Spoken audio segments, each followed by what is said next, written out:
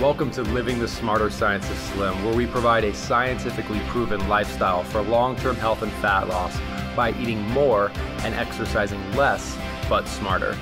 Eat smarter, exercise smarter, live better. I am so ready for that. I have with me Jonathan Bailor. Woohoo! What's up, Carrie? How are you? I'm still deliriously happy. Deliriously happy. I love it. Well, you're in the studio. We're in studio together, so it should just kind of be assumed that you're deliriously happy, no? I was deliriously happy before. So now you're just doubly deliriously happy. I'm just doubly deliriously happy. That is, both of us said that with quite a bit of alacrity, if I might use another big word. And I still can't tell you why. No, it's all good. Someday you will be able to tell us. Yes. And then we can all be deliriously happy. Exactly. Well, here's a way we can become deliriously happy, Carrie. And that way that we can become deliriously happy is by helping Sonia out. So Sonia had a very interesting question about how to adapt a sane and eccentric lifestyle to marathons / triathlon / ultra endurance training. Because quite a few, Carrie, I know. let me just cut Did my eyes just glaze over? We're just like, why would anybody want to do that? Yes. So there are people that run for 2 to 4 hours at a time for enjoyment purposes. So Carrie's gonna shed some insight onto that. No, I'm just kidding. Really? We love you, Sonia. I don't understand you, but I love you anyway. Well, so just asking for some guidance on how to train for these ultra endurance events in a sane fashion. So first thing, I'll give some guidance, but I'll first actually refer you to another source, and that's actually Ben Greenfield, who's another wonderful podcaster out there, and he has resources specifically dedicated to saner. He doesn't call it saner, that's my phrase, but to saner approaches to ultra long distance training. So, and he advocates and takes much further what I'm about to say, which is simply instead of using exclusively sugars and starch, it is very, very possible and easy to use readily digested fats. This is going to sound a little bit geeky, but if you're running for 4 hours at a time, you need to do a little bit of geeky things to ensure that doesn't harm your body. Coconut specifically, so coconut water, coconut manna, just coconut, primarily gets its calories from a form of fat known as medium chain triglyceride. Medium chain triglyceride is unique, both it and short chain triglyceride, which is harder to get, but medium chain triglyceride found in high concentrations in coconut is processed differently by the body, and it can give you energy rapidly. So if you need to run marathons and if you need to just amp up your caloric intake and you need energy, you don't have to carbo load at all. In fact, the only kind of athletic training that really requires sugars or some type of insane type carb is explosive movements, because explosive movements are actually using the glycogen stored in your muscles, blah, blah, blah, blah, blah. Getting too geeky. Point being, Sonia, what I would highly, highly recommend is, one, eccentric training is going to be very hard for you, because to train eccentrically and then go train for 4 hours running is just going to be overkill for your body. So be careful with that. And if you need to augment your caloric intake to allow you to do these incredibly calorically expensive activities, focus on getting that additional caloric intake from healthy fats. Focus on coconut, medium chain triglycerides, focus on your omega-3s, focus on your monounsaturated fats, macadamia nuts, avocados, things like that, and you should be good to go. You know what? I think you've just given me a good reason to maybe want to run somewhere. I mean, wow, I get to eat all of that fat? Well, I mean, this is why we see... There's nothing in this world that's ever made me want to run around the block before. You may be onto something here. What is funny, Carrie, I think there are people in the world, for example, marathon runners, who are already so, in some ways, unhealthfully thin that, and they're if you burn 6,000 calories in a day because you're running 4 hours at a time at a fast pace, you must ingest. And it's not... Believe it or not, if we're eating healthfully, it is borderline impossible to eat 6,000 calories in a day. That is why, in some ways, actually, I'm glad Sonia asked this question. Thank you, Sonia, because it reminded me to talk about something on the show that I've been wanting to talk about for quite some time. So kudos to you, Sonia. Carrie, this is going to be interesting. Check it out. Okay, you know how I feel about calorie counting. Yes. How do I feel about calorie counting? It's a myth. It's a myth, and it's just unnecessary. It's just unnecessary. We were slim before we knew what a calorie was. Exactly. So yeah, I listen to you once in a while. I pay attention. That's something is different about today's podcast. What could it be? No, but in all seriousness, folks. And what jogged my thought of this is, for example, marathon runners, people who need to eat 6,000, 7,000, 8,000 calories per day. That's not easy. Like, they have to try to figure out strategies to do it. Because don't count calories. It's not necessary. However, imagine you could spontaneously know, like there was some magical thing that told you, Billy, you ate 4,000 calories today. Okay. If Billy was physically able to fit 4,000 calories into his body, and Billy's sedentary, Billy knows that he's not eating sanely. Because it would be painful for Billy, if he was inactive, to consume 4,000 sane calories in a day. So the reason I bring this up is, let's say you do count calories, and there's at least 30 million people in this country that do. Maybe because it helps you to be more conscious about how you're eating. And I do think that is the one use for, tracking what you're eating is a useful exercise because it helps you to be accountable. For me, I don't do it because it's just too much, but for some people, they enjoy it. At the end of the day, if you're eating sanely, if you're eating the types of foods that provide the nutrition your body requires, if you're healing your body's natural ability to keep you in balance, you will not overeat. And in fact, it is hard. It is hard. People have to go out of their way to do crazy stuff if they want to eat the, let's call it, typical number of calories that an individual who's struggling with their weight and their health in our culture eats, if they're getting their food from sane sources. Like, it's literally hard. It's a chore to try to overeat if you're eating sanely. And that's why I love eating sanely, because if you have to go out of your way to overeat, and it's uncomfortable to overeat, probably ain't gonna overeat, which is good news. Does that make any sense, Carrie? Absolute sense. Everything you say makes sense. Well, sometimes not always, but most of the time. In this instance, you absolutely. So again, just to quickly summarize, do you need to count calories? Absolutely not. Does the amount of calories you're eating mean anything? Actually, it does. If a sedentary 150-pound woman is eating 4,000 calories in a day, we know the quality of her diet can be improved. So in some ways, your total calorie count, assuming you're not hungry, let's assume non-hunger, your total calorie count in a day is a proxy for the sanity of your diet. Because if your diet is sane, you will naturally consume the appropriate number of calories. And if your diet is insane, you will overconsume calories or you will be hungry. Because these foods, we talk about satiety, right? They're not satisfying. They do not provide sufficient nutrition. So your body is going to crave foods until you're satisfied, and it's going to crave foods until you get required nutrition.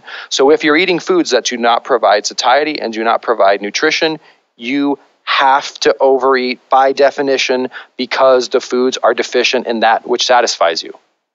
Make sense? It makes perfect sense. And that's my metaphysical rant inspired by Sonia. But it's still difficult to make that mental mind switch to that truth when you've had 10, 20, 30 years of all the noise that's been thrown at us by the marketing people and the stuff that they thought was true, but now we know isn't, and all of that.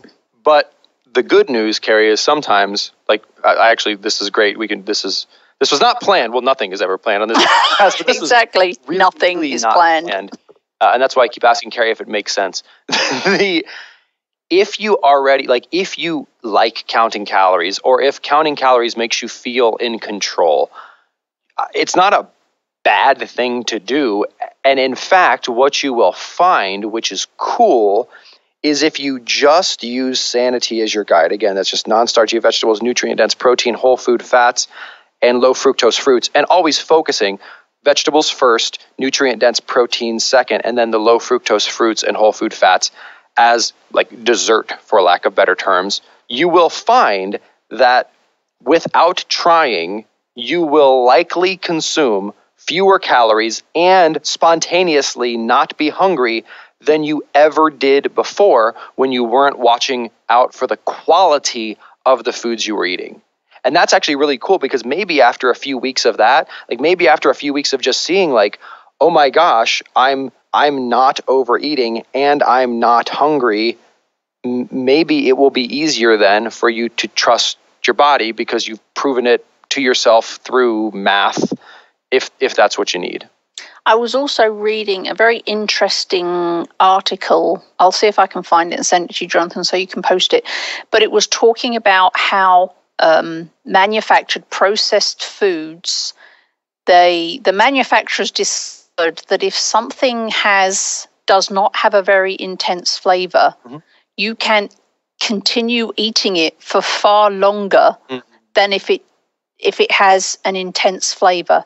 So this article was talking about how they deliberately make processed foods with a blander flavor so that you will keep on eating it in an effort to make your taste buds happy. My point being that with the natural whole foods that we're talking about you eating do have a lot more flavor than the processed food. So there's yet another, and of course fats have a lot of flavor in them. So if you're eating those healthy fats, your body's going to tell you to stop eating sooner just because of the intensity of the taste that you're getting through eating these whole healthy foods. Carrie, I love this podcast. This may be the most educational podcast for myself we've ever had. Like I'm having some thought bubbles and some epiphanies. I'm writing notes down here because actually, you know, Carrie, I'm a big fan of saying like let's celebrate our similarities rather than demonizing our differences. And as you know, Carrie, I'm bringing, you know, we have these bonus podcasts during the week, and I'm bringing on. I've had some amazing conversations with people who I think. Maybe our listeners will be like, oh my gosh, like, why are you having that person on the podcast? Like they have a difference of opinion. But what I've been able to see is that there are wonderful common threads. And, you know, pretty much everyone agrees that what we're currently doing isn't work. Well, to be clear, everyone who's I'm talking to agrees that it's not just about eating less of our existing diet. It's about changing the quality of our food. And it's about eating more nutrient-dense foods. Now, there's some disagreement on where we should source those nutrient-dense foods from, but point being, it's not just about taking a diet that made us heavy and sick and just eating less of it. Like that's just like smoking less. It doesn't fix the problem. It just slows the deterioration. My point is, Carrie, that even this seemingly completely antithetical model of counting calories, if you count calories and if that brings enjoyment to you, you can still live a sane lifestyle. And in fact, a sane lifestyle will prove to you empirically, like through the data you are meticulously gathering, that your body, when it's healthy and when it's fed the foods it's designed to digest, you can prove to yourself that it will automatically prevent you from overeating. So even for those people who might otherwise feel alienated, like, man, I like counting calories. Like this little app on my phone. It's fun. Like, I think it's interesting. I'm kind of a data geek. I'm a data geek. I don't like counting my calories, but when I was in college, I did this. And it was interesting. Even that can be supported by a sane lifestyle. And even that can be complementary to a sane lifestyle because it will demonstrate empirically what we're talking about here biologically, which is that proper nutrition and a healthy body will automatically ensure that you do not overeat. I love that. Celebrate similarities rather than demonizing differences. Yay! So Sonia, that's how you train for a marathon. See? We love you, Sonia. Sonia, thank you so much. All right, next, Carrie Brown, we have green tea. Carrie's not as happy about the green tea. Well, Carrie. However, Yes. I had a bit of a breakthrough this weekend. Oh, do tell. Thanks to the lovely Jonathan Bailor. Woohoo! You mentioned something last week or the week before or sometime. You mentioned something about using whole leaf. Mm-hmm. And so in desperation, because I have reached the point of desperation with my whole green tea lack of intake, I was making a smoothie and I ripped open 10 bags of green tea and tipped the leaves into the Vitamix with the whatever or the other green, whatever else was going in there. I literally just tipped the leaves into the thing and whizzed it all up. And by Jove, Bailor was right. You cannot taste that stuff Boom! in there. However, had I brewed it and put the water in, you could have tasted it. But the actual throw the leaves in there, I could barely detect it, but only because I knew it was there. Exactly. If I hadn't known, I would not have known. So, I mean, I'm now eating tea plant, but who cares? I'm getting the green tea in. I'm now eating tea plants. As if that's so terrible. It's a tea plant. I hate those tea plants. But the point is, I have found a way to get the 10 bags of green tea in and not notice it. And just to recap, folks, if you didn't... Hallelujah. The technique is... And you don't actually need to necessarily rip tea bags open. You can buy bulk green tea. Actually, so here we go. I'm going to give a plug to a website. So you're welcome, website. I have no affiliation with this website. There's a website called, I think, Coffee AM, I think. And they sell a bulk, it's called gunpowder green tea. It's just a sort of the base grade of green tea in bulk. You can get like 2 pounds of it for like $16. And put that in perspective. That's a lot of That's a lot. Like you would put maybe 1, maybe 2 tablespoons into a smoothie. Because remember, you're eating the whole leaf. That's much different than brewing green tea. So you don't need, I don't know if I would actually take 10, moving forward, Carrie, I don't know if I would take 10 bags of green tea and eat the leaves of 10 bags of green tea. That might be... Jonathan, I've just found a way to eat it. And now you're telling me to eat less? I said 10 brewed bags of green tea, not 10 bags worth of green tea plant, as you would call it. Cannot please this boy. I don't do it, he complains. Now I'm doing it, now it's complaining. Carrie, I am just trying to help you to be the most optimal and robust and wonderful, beautiful, intelligent Carrie Brown that you can be. We're working on the intelligent bit, but the green tea can help with everything else. So anyway, the technique we're talking about here is taking the green tea leaves and putting them into a smoothie. So if you're doing your green leafy veggies and citrus fruits, just toss it right in there. You're going to know it's even in there. But maybe blend it up a little bit beforehand first. That I found to be helpful. And Carrie, what I wanted to give our listeners, and this is a bit of a, again, this is, I'm gonna warn before I say anything like this. This is a tip. It's kind of a trick. It's a technique. It will not do anything close to what simply eating a sane diet will do, but I want to throw it out there because I think it might help some people. So please, again, this is just a tip. Don't get hung up on the little things. Focus on the big things. But if you find it hard to eat breakfast, because there are people, my mother, for example, who we were talking over the weekend. I talk to my parents every Sunday. They're back in Columbus, Ohio. They're wonderful people. And my mother was like, Jonathan, trying to be sane. I still have a hard time eating breakfast. My stomach just isn't ready for it in the morning. But, you know, she drinks coffee. It's like drinking things is not a problem for her. But even drinking a smoothie, it's like it's too much. It's too much of a thing. So I said, Mom, if you want to, like, here's a thing you can try. You can try. Take a lemon, toss it in the Vitamix, the Blendtec, some kind of good blender. Take a tablespoon or 2. We're going to peel the lemon first, right? Of course, yeah, peel the lemon. Now, and mind you, what I'm about to describe does not taste good. This is something you would do for your health and for your fat loss goals. Peel the lemon, throw it in there. Take some green tea, throw it in there. This is going to be geeky right now, but take a branched chain amino acid powder.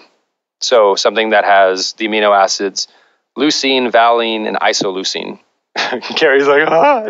So the point is you want to put enough of that into the blender to be 3 grams approximately, or at least 3 grams of leucine. The reason I mention this And we talk about eating 30 grams of protein at a time. We talk about eating 30 grams of protein at a time because, as a general rule, that will enable the concentration of the amino acid leucine, as well as some complementary amino acids, to reach a point in your bloodstream that triggers muscle protein synthesis, which is great because it avoids your muscles deteriorating over time, which is called sarcopenia, which is like osteoporosis, but for your muscles instead of being for your bones. However, research suggests, we're going out on a limb, folks, this is a suggestion, that if you were to just ingest that amino acid along leucine in sufficient quantities along with some other dependent amino acids such as valine and isoleucine, that you could trigger muscle protein synthesis without having to eat 30 grams worth of protein. So you want to get your morning started off with a beverage. You got some lemon there. That's going to help create an alkaline environment in your body. It's also going to help your liver produce bile more easily, which is going to help you break down fat more easily. It's also a wonderful detoxifier. You throw some green tea in there, also a wonderful source of antioxidants, also a wonderful detoxifier, also just generally good for you. Then you throw 3 grams of leucine worth of branched chain amino acid powder in there.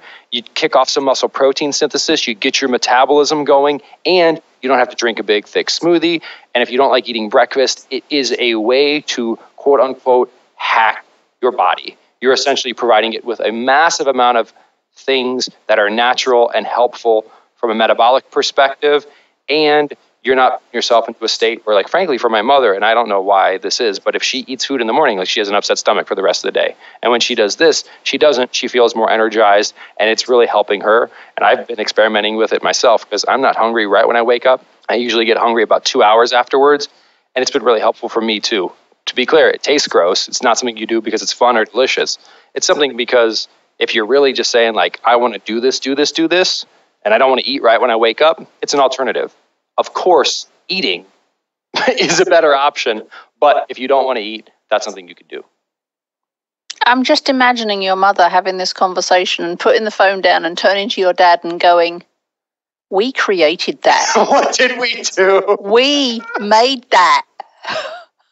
And then what? Like a single tear would have fall out of her cheek or something? Oh, man. Well, to my dear mother, Mary Rose, thank you for inspiring this concoction, which is now being shared with the world out there. So we're very grateful that you gave birth to this man.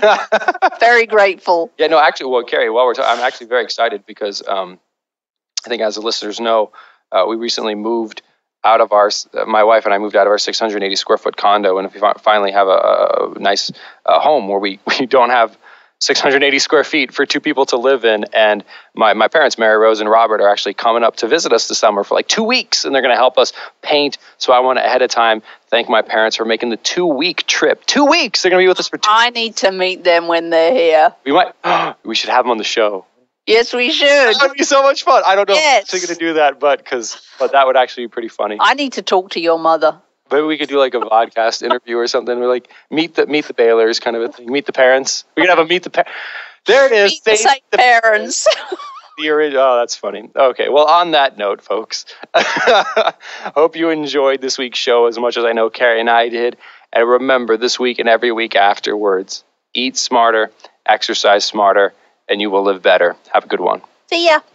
Wait, don't stop listening yet. If you like the podcast and if there's other ways we can help you, please join us in the Smarter Science of Slim support group, which is freely available at the Smarter Science of Slim website, smarterscienceofslim.com. There you'll find all kinds of free recipes and success stories and just all kinds of fun stuff, like how to help your kids go sane and just great community content. And just one last thing before you go, if you wouldn't mind heading over to iTunes and up onto Amazon.com and leaving us a review, and then going over to Facebook and liking us, we would hugely appreciate it.